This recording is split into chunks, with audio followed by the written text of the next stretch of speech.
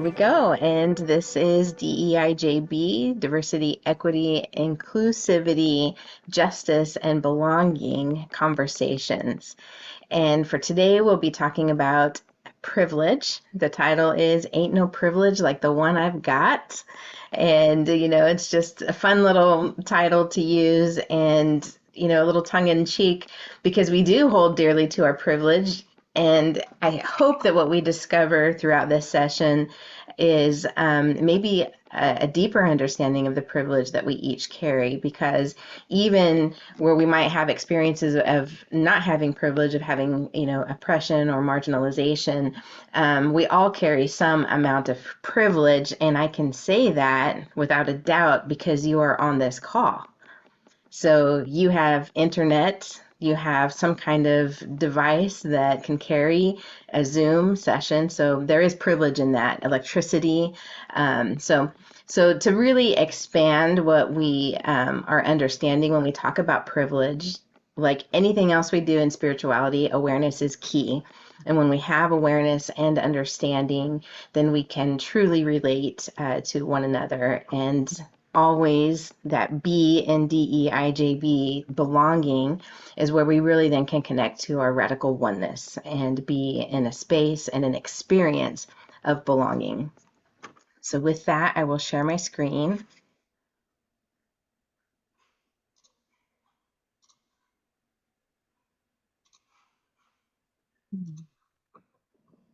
I want to see the Zoom. There we go.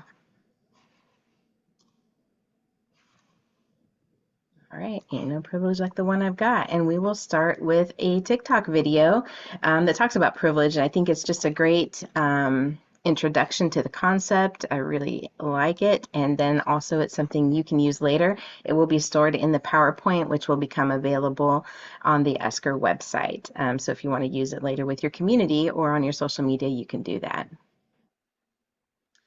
You know what? I need to stop sharing because I don't think I shared my sound. Let me take 2 on that. There we go.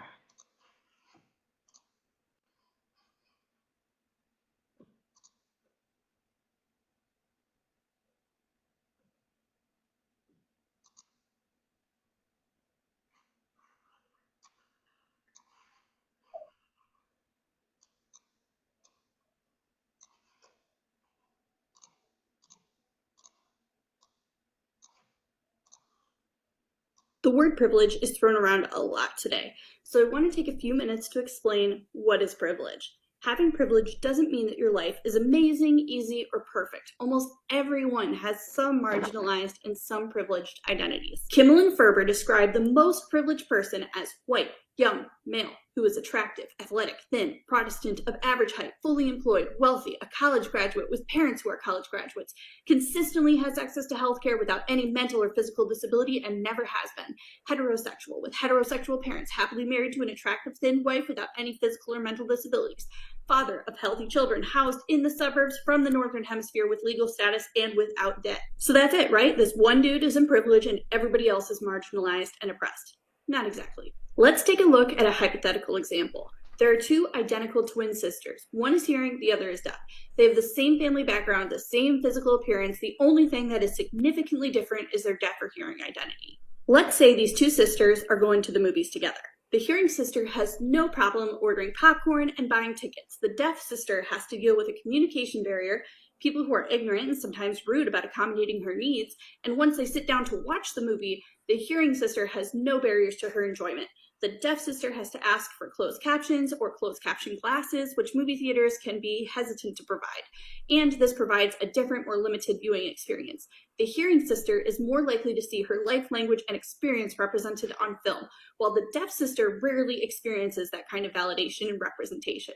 This doesn't mean that the deaf sister will always have a worse time at the movies either. Maybe, for example, someone barfs all over the hearing sister during the movie, and the deaf sister captures it on video and it goes viral. But the reality is, the theater was designed for hearing people, and it will be easier for the hearing sister to have a better time at the movies. As they go through life, almost every system is designed to benefit the hearing sister, and very few systems are designed to benefit the deaf sister. We can say that the hearing twin has more privilege than her deaf counterpart. But wait, What if we compare these two United States white twins with their hearing deaf sister twin pair from Costa Rica? Who has more privilege now? The same holds true. The hearing sister has more privilege than the deaf sister.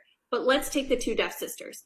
The deaf person from the United States has more privilege than the deaf sister from Costa Rica because ASL, or American Sign Language, is more established and protected than LESCO, Costa Rican Sign Language, as well as social services to protect and support deafness. But let's keep going. What if we compare these twins to another set of identical hearing deaf twins from Nicaragua?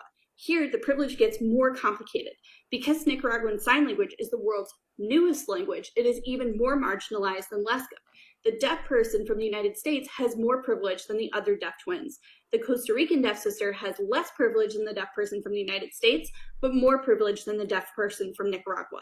And the deaf sister from Nicaragua has less privilege than the other two.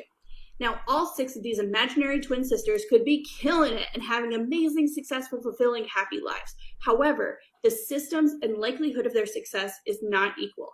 To sum it up, privilege does not mean that your life is easy. It means it isn't hard by design.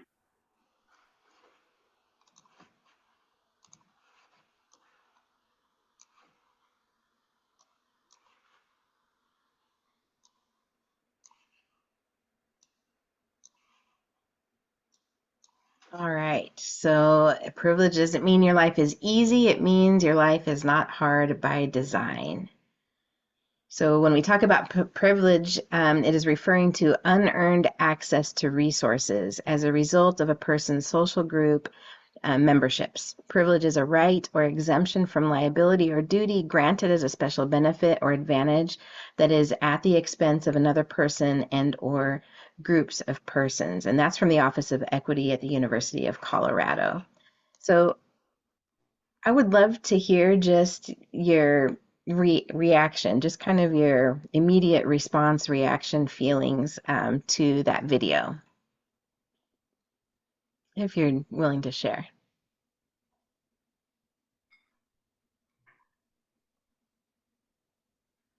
Was anything surprising to you?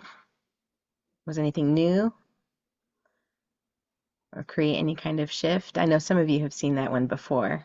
Yeah, I haven't seen that. And my first reaction is that it was eye-opening because I often think of a more narrow understanding of privilege, as it relates to race or socioeconomic or sexual identity, gender identity. So it reminded me of that there are other categories, including physical, mental, emotional challenges. Yeah, very good. And Mhm. I love that they presence the global piece too, the Yes, yes. privilege in the global context.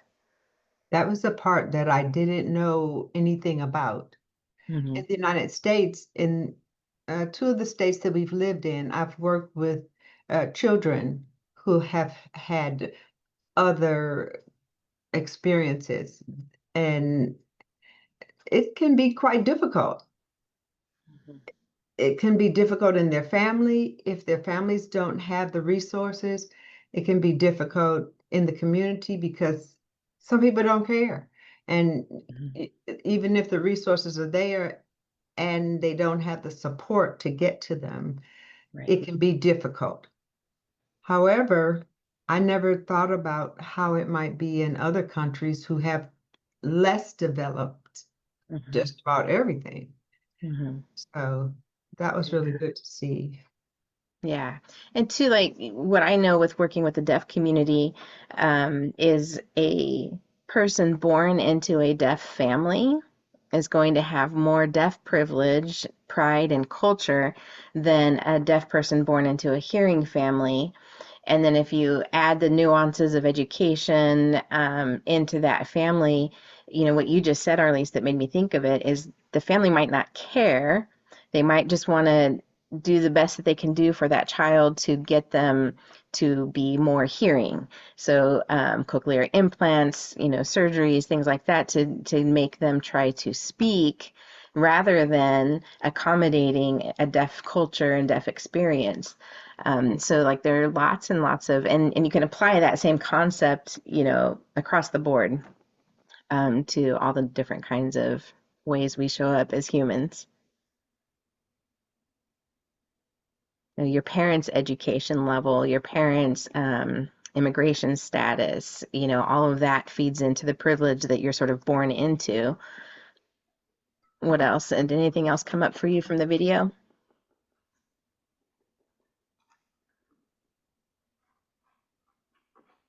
One thing's crossing my mind right now. That video showed us glaring differences, Hmm. and I'm kind of on the edge of realizing how many differences there are that are hidden or shielded or not Hmm. shared. Hmm. Sure, a lot of mental health, invisible disabilities that we just may not recognize when we're engaging with someone, um, and things that are hidden, undiagnosed. Um, yeah, and all of that, can be related to access to healthcare, which is privilege. You know, if you have access to healthcare, and then back to what Arlise just said, or if you care to use the access that you have, and that comes, might feed into cultural beliefs that might, be part of, a family system's understanding of the power and authority of government, could be tied into whether they would be willing to utilize healthcare services. What other kinds of things might remain invisible? Sometimes socioeconomic status is not apparent.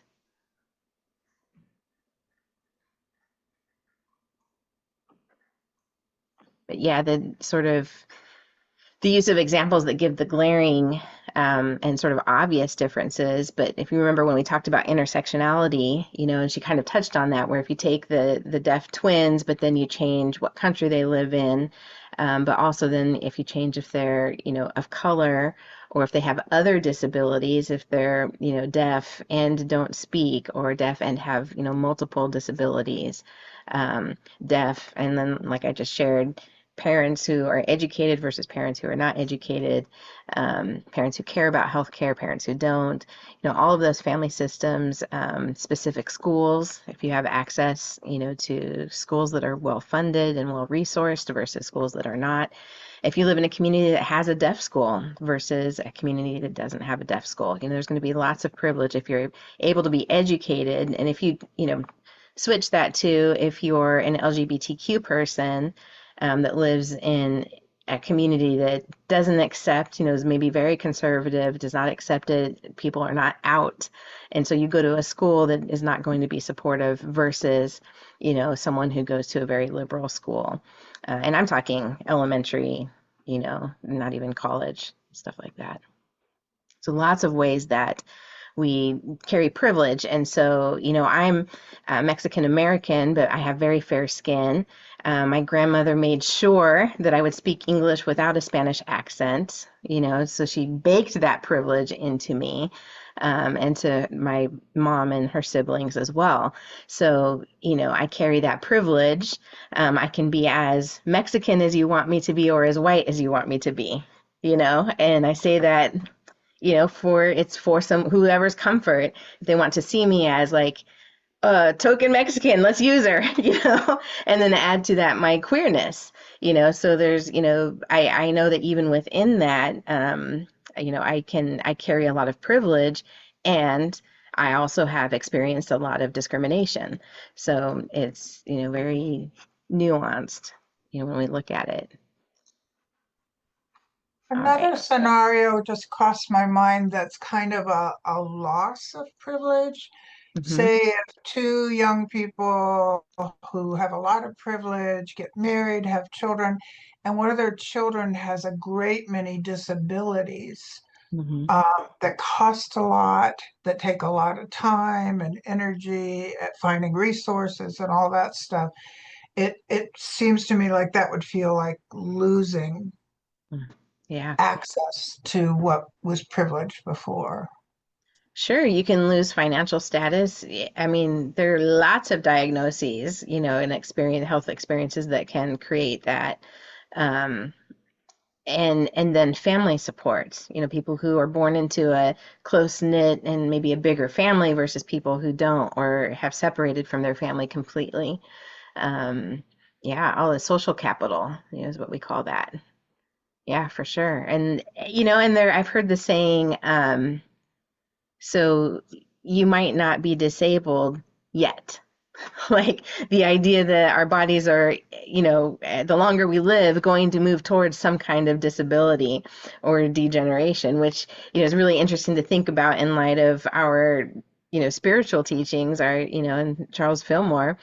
Um, you know, so there's that idea out there that you may not think about accessibility in a space until your eyes start needing more light to see well. Maybe it didn't bother you for 40 50 years of your life, but all of a sudden now we need more light, we need better light in this space, or so on and so forth. Lots of examples. Physical, being able to get around and use stairs. How many people, when, they start to look towards retirement, they move to a house, they downsize to a house that has one floor so that they don't have to deal with stairs. If they have the option to do that, and that's a privilege to make that kind of choice about where you live and what kind of house you have. Or, One of the things I thought was interesting in the video was at the very beginning where they tried to identify the most privileged yeah, person, right? right.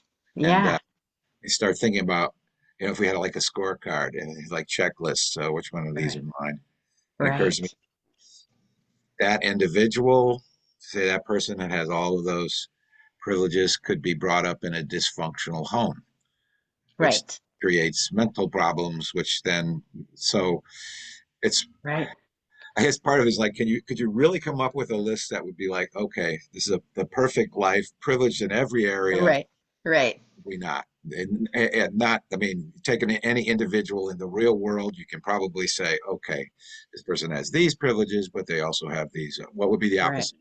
What would be the opposite? Well, sure. Like, I mean, even if you could say that maybe someone who has every privilege possible, how has their and empathy developed? So maybe that's where they, and Well, yeah, exactly. whatever, we don't know. It's possible that maybe it has developed, but we could say, um, at what point does it have a breakdown? Like you said, maybe a dysfunctional family, or so maybe they haven't learned communication skills. And so they go into the workplace and they don't have that privilege of really having people skills. So someone else who maybe has carries all of the other same privilege and has people skills, you know.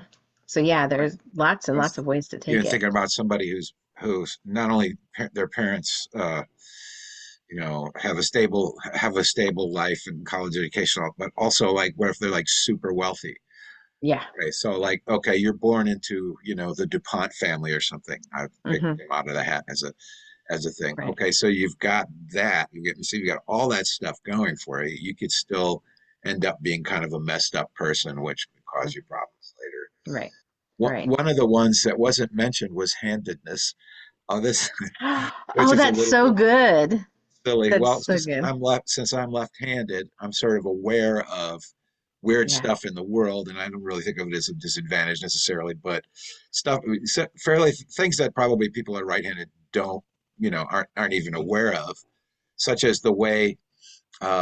Here's a real simple one: the way using a screwdriver, a handheld screwdriver. Now, most people use power ones anymore, but a handheld screwdriver, they're built for right-handed people, right?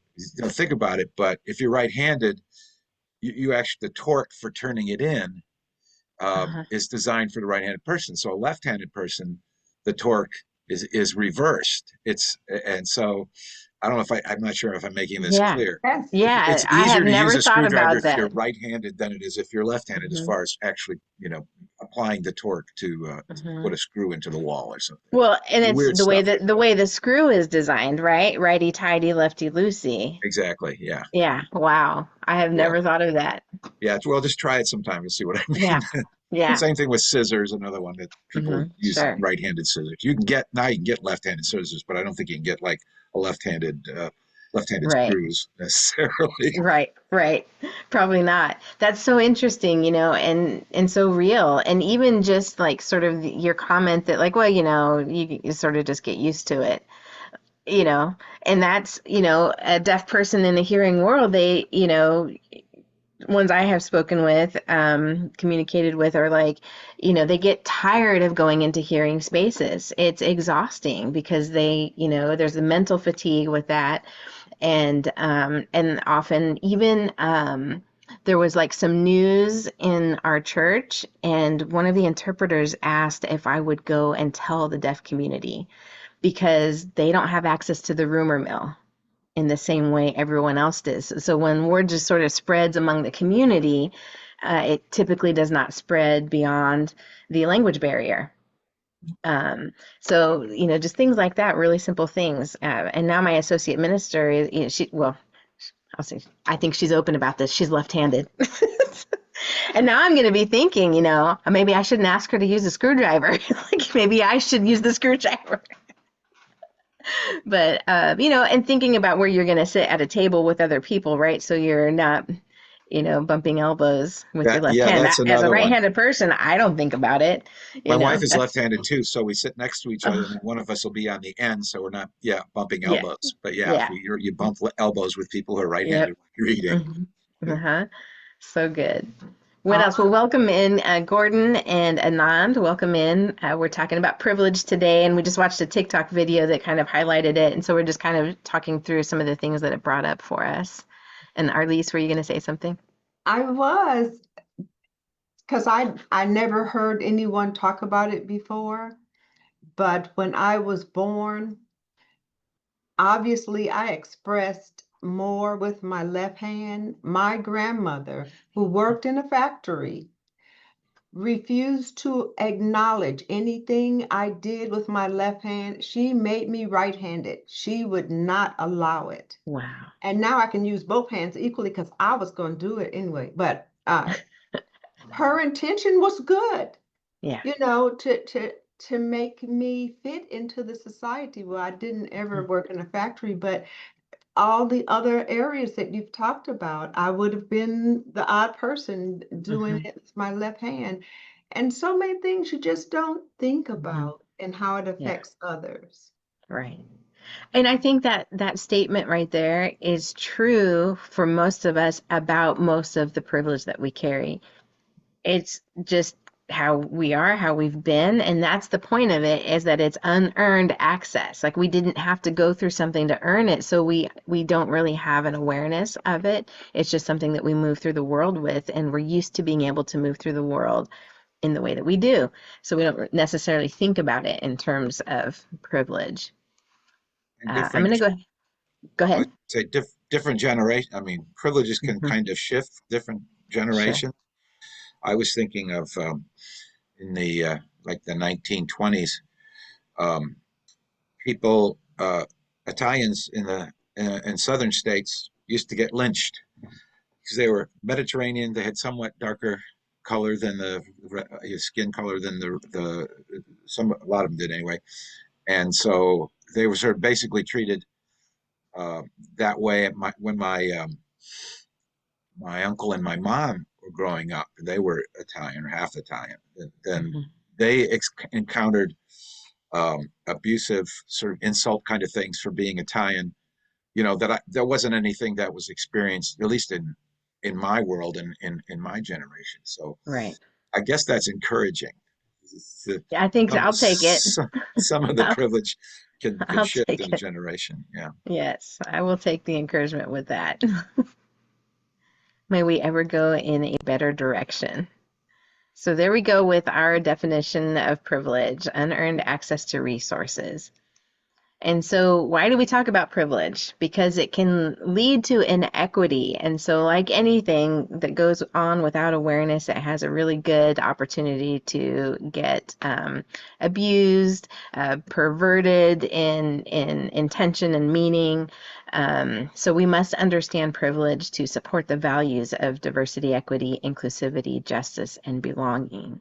To be able to understand the nuances of privilege, and again, I'll bring that intersectionality that we talked about before into it, that it's not all white people have more privilege than all people of color, because a white person who uses a wheelchair, was born into a poor family with uneducated parents, probably doesn't have as much privilege as a person of color who is able-bodied, born into a family that is wealthy and generationally educated. There will be differences in color of skin for sure, but there's different ways that the privilege that we carry impact our life experience and our social experiences.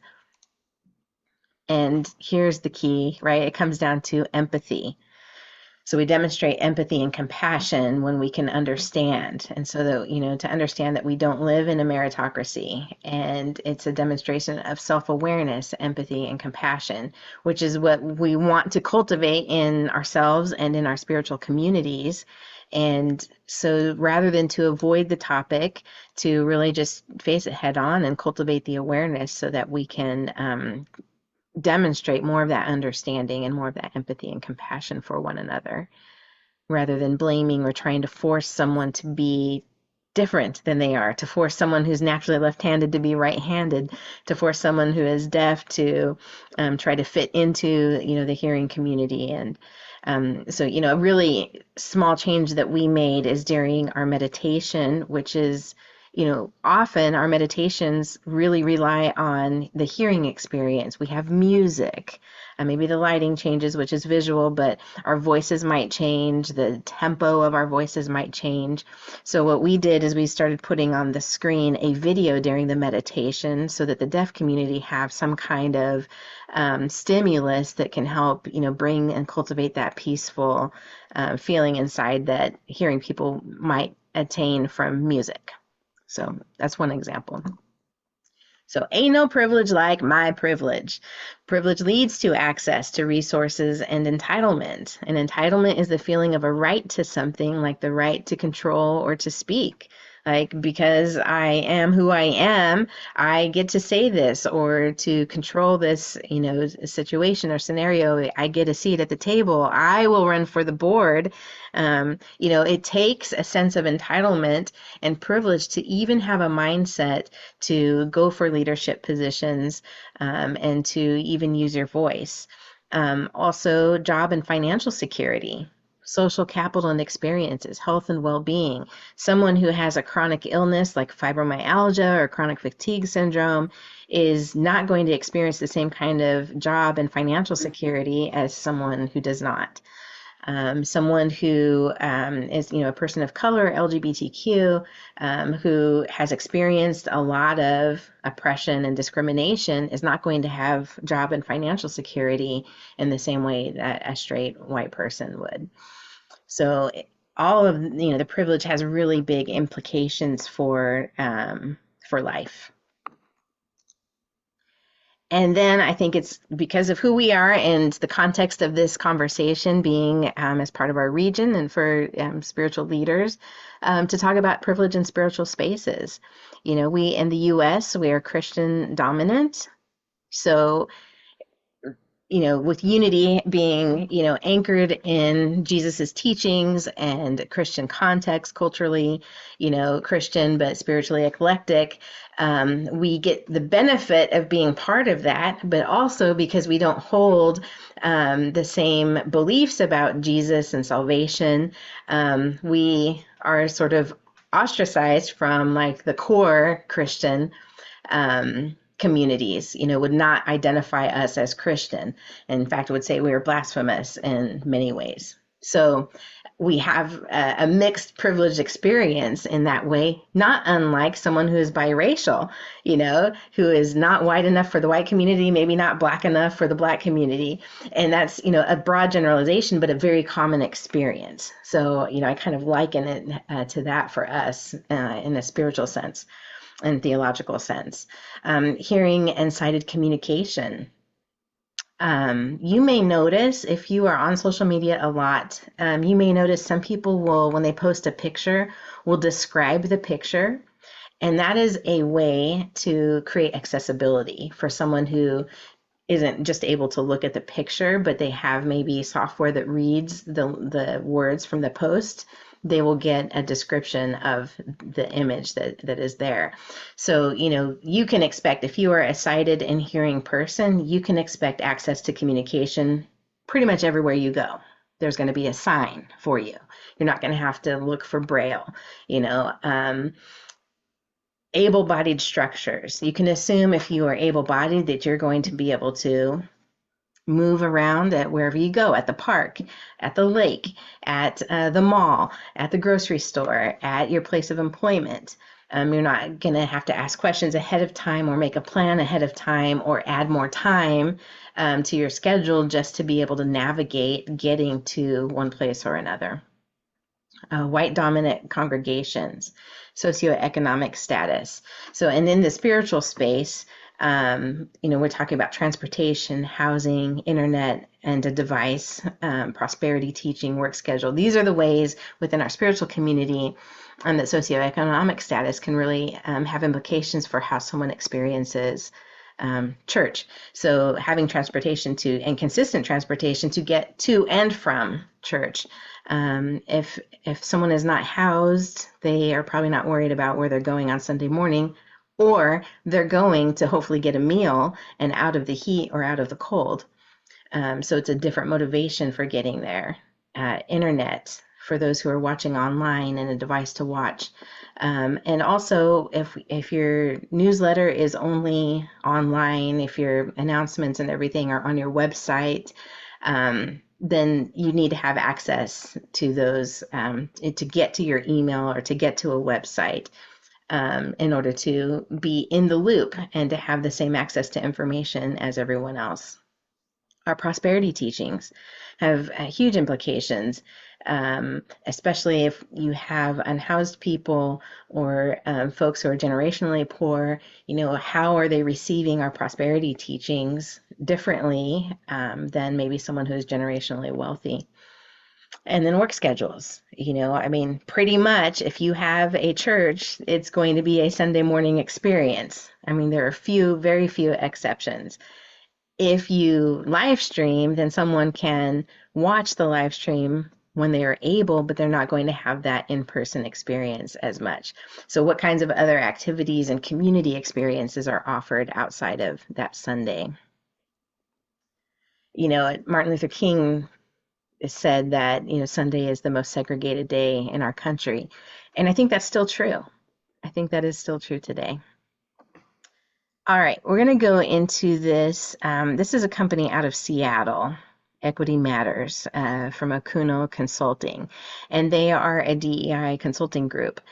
And I pulled this from their website because when they work with organizations, they talk about fakequity. So it's a process of going through your own experience with creating equity and in terms of your behavior. So fakequity, as they define it, is based on the premise that fakeness is bad.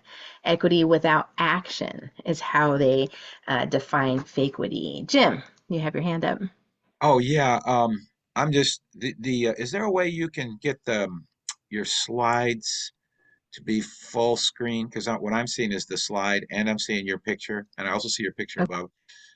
Oh, so that happened last Yeah, time too. yeah, that's That's weird. tricky thing. That is new. Go up to, I Yes. guess you go up to your view, and Is it on my view that does that?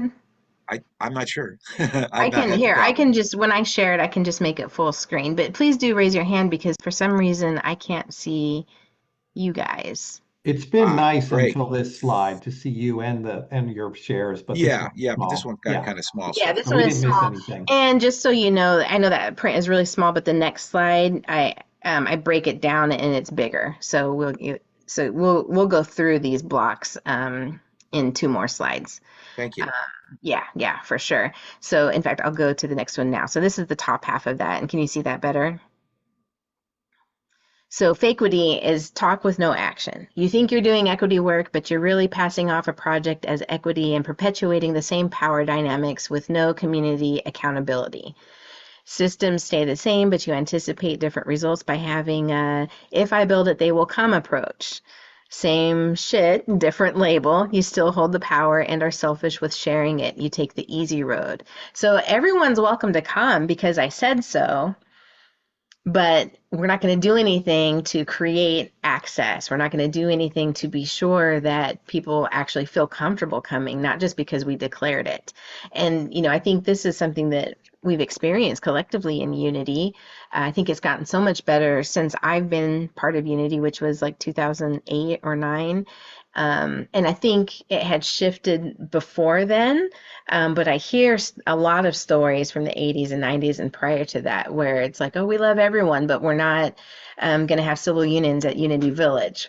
We love everyone, but you don't see, you know, the faces of leadership, of Unity leadership reflecting diversity, those kinds of things, and not really doing the work to be sure that our individual communities are truly open, affirming, and creating accessibility.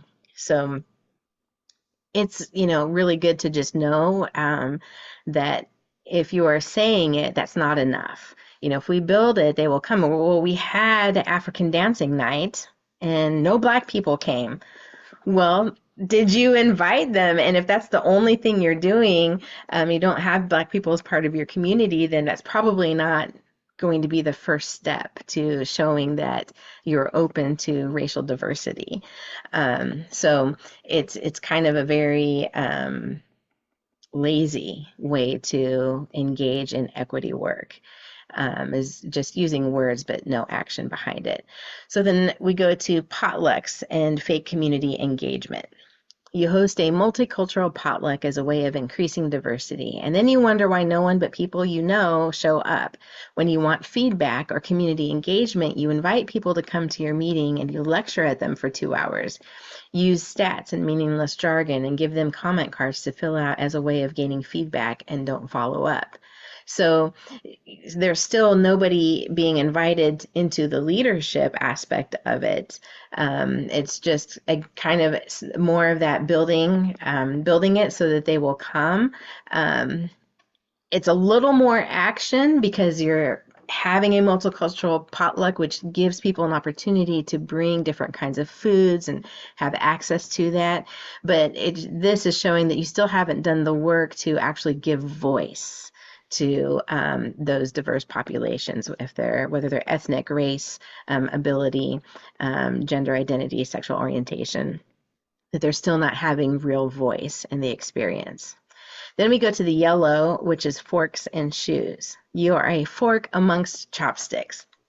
You go to their place, whoever the they is, and inconvenience your schedule, drive all the way to the other side of town or to a neighborhood you would never otherwise go to, because you think that is what they want, but you hold on to your own customs and beliefs.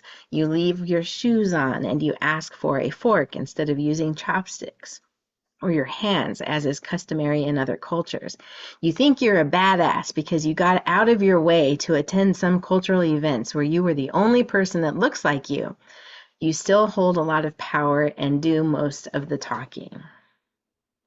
So you're starting to feel this sort of, you know, it's increased, it's moving towards equity, but there's still some major blocks happening here, and there's still some tight gripping on privilege and power. So then we'll go to the green bar, which is awareness raisers, all the talking. You go to their place, but you at least think ahead and ask if you can bring food. Congratulations, you remember to take off your shoes and you mastered the chopsticks. However, it is still your meeting and you do all of the talking and hardly any listening. You failed to follow up and there is little to no accountability. Again, I think you're getting the rhythm here, that there's more action. There's still a holding tight to the privilege through power, through voice, through leadership and decision making.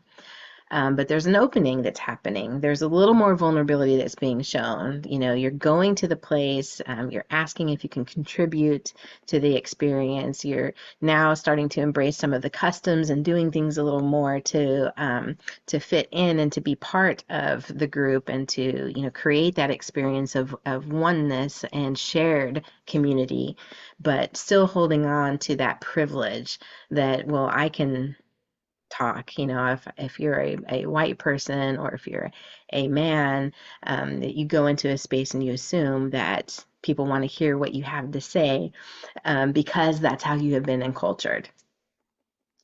But we're starting to break that down. Equity brave. You practice equity in your work. You are thoughtful and gracious, and speak up for those not at the meeting. You promote equity by telling people to stop talking to you and listen to the community. You work to change policies, procedures, and systems to be more inclusive and thoughtful, but you still hold on to your seat at the table. People seek you out for too many committees. You are very good looking. Which I love the humor that they put into this, because it helps kind of break it down. And there is that sort of thing that happens where sometimes when people start equity work, they feel really good about themselves because they are, being this sort of savior and moving into this community and creating change. But again, it's that moving into the community, like, like a fish out of water, or like, instead of like creating an opportunity to be invited in and to come in with an open mind and ready to learn and to listen. And here, like, working to change policies and procedures and systems. And for us to be able to do that in our churches, there was Gordon, was it you that talked about having a seat on your board for a virtual congregant? Like that's changing policy to create inclusivity, to create equity and equal voice for the virtual congregation, the online congregation. Now they have a seat at the table. They have representation from someone who has the same engagement, the same kind of engagement, and access to that spiritual community that they have. So now we're starting to open up to changing the system, to really being part of it. But the person of power is still holding on to their seat at the table. They're still being invited to participate in, all of the committees. So they're still having more voice and input than the collective. Then we go to equity champion. You play a supporting role and let communities, disproportionately impacted communities, communities of color, etc., lead. You use your position and influence to encourage accountability to the community. You open doors, and that's not accountability from and of the community, but to the community. You open doors for others who are the most impacted. You relinquish control and know the work isn't about you. Your work drives towards action, not just talking. You have a glow about you and you smell nice. I mean, come on, who doesn't want to smell nice? So now we're at a place where we're allowing the power to shift. We're allowing the communities who are marginalized to have a seat at the decision-making table and to lead, creating activities, creating resources, making decisions about policy. And you're using your privilege to influence and encourage accountability with other privileged people to that community. Like we're collectively going to allow for more balance of power and privilege in our space. So how does this land with you? Do you see yourself at any step particularly? Did it feel familiar to you, and did that make you uncomfortable, or were you like, hey, I'm on my way, at least I'm on my way, I may be here, but, or maybe I don't know what's coming up for you?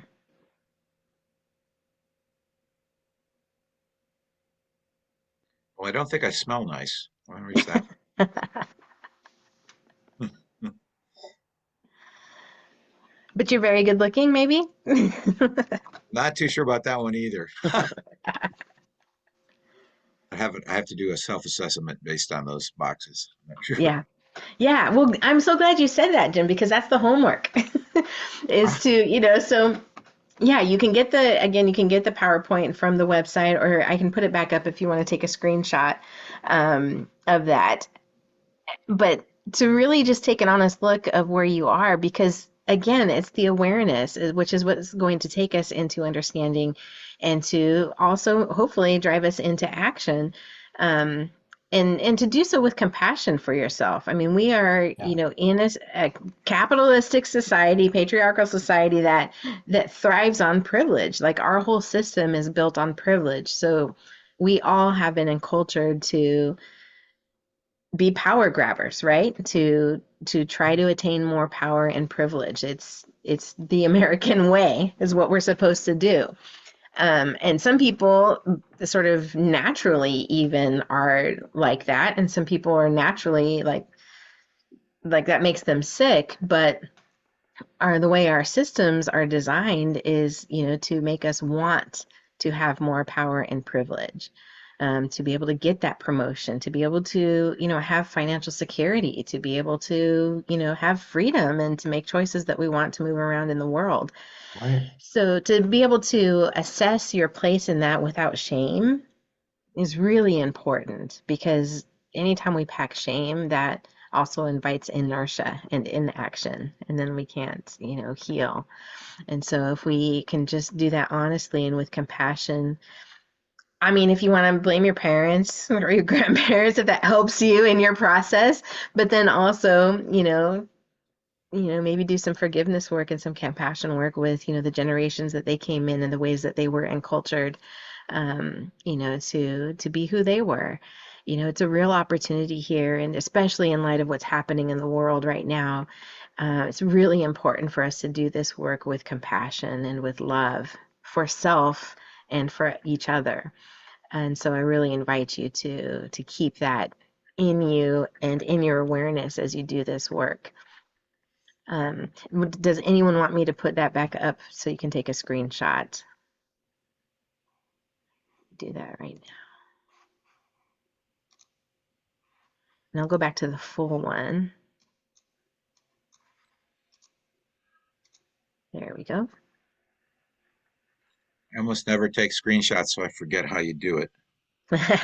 Some people, if you're on a laptop or a computer, you might have a button on your keyboard that says print screen. Oh yeah, let me And try then that. you can paste it into a document from there.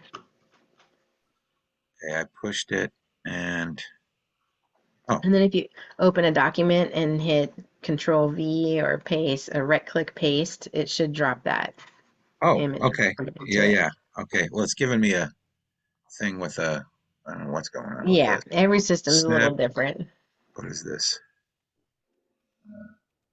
Oh, And if you yeah. use your keyboard, you can do the window, if you are on a Okay, PC, Windows Shift and S, and then it will Oh, let you good. do a screen grab. I gotta open up a document to paste it. Yeah. Mhm. So let me see. I see if that worked.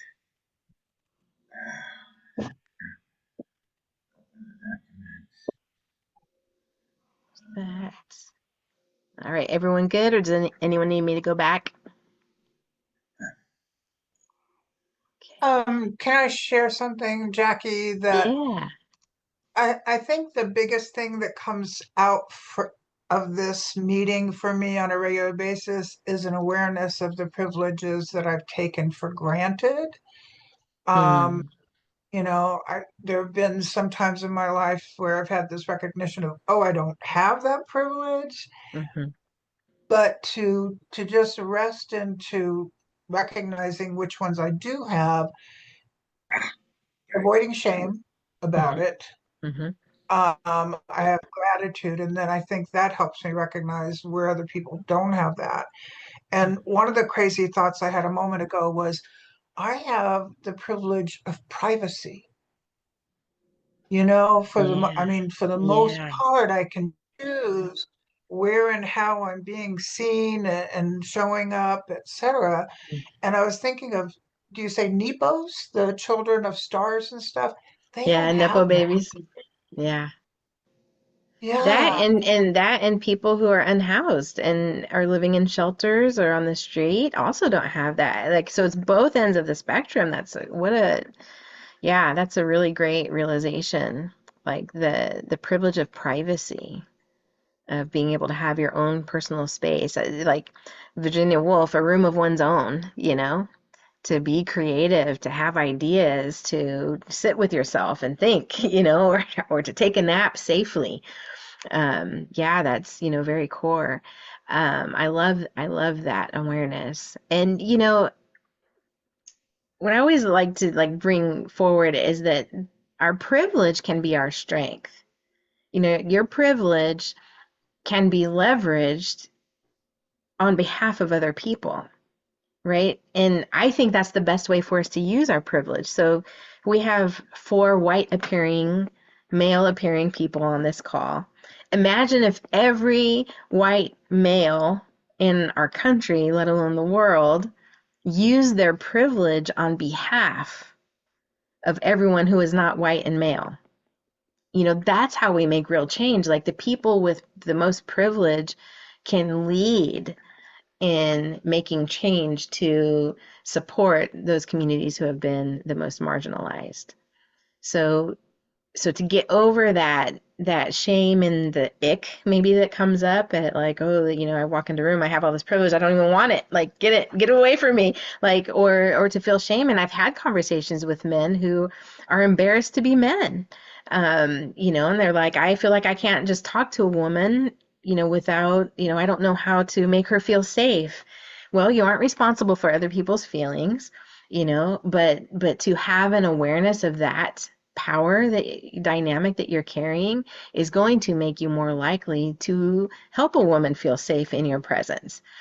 So being able to be really honest about the power and privilege that you carry is going to help you cultivate safety and to cultivate community and to cultivate equity wherever you go. So I'm going to leave you with that, and then I've got just one more slide that kind of sums up. Privilege is not good or bad. Like I just said, it's what you do with it. And, the three things I always bring, I think almost always every month bring to the end is think about it, talk about it, act on it. So when we think about it, we commit to our own self-education. We listen and learn about other people's challenges. Then we talk about it. We get comfortable being uncomfortable. It can be uncomfortable to have these conversations. Find a trusted friend or colleague or loved one and talk about the privilege you carry. Like say the scary things out loud. Get really comfortable saying, this is the privilege I carry. The first time I said, I'm light-skinned Mexican American and I have privilege, I had lots of feelings. I just had a lot of feelings because in some circles, I'm sort of shamed for having lighter skin. And in other circles, or my grandmother, it's like she was the darkest of her, sibling group, and like 9 siblings, and was made fun of as a child. And so she, as a teenager, started staying out of the sun. She would wear long sleeves in California, hats, umbrellas out in the sun. And I kind of grew up in that, like wanting to have lighter skin. I didn't want that, but I felt like that was the right thing to do. So it took time for me to get comfortable just owning that privilege without also the yeah, but and the kind of the shame and the yuck stuff. So it was an opportunity for me to heal. So talk about it. Talk about if it's embarrassing for you to carry the privilege that you carry, or if, sometimes what will come out is, yeah, but in these other ways, my life is not easy where we started. It doesn't mean your life is easy. It just means it's not hard by design. So maybe you grew up in a poor family or with a disabled parent, or, there were other reasons you didn't have access to resources.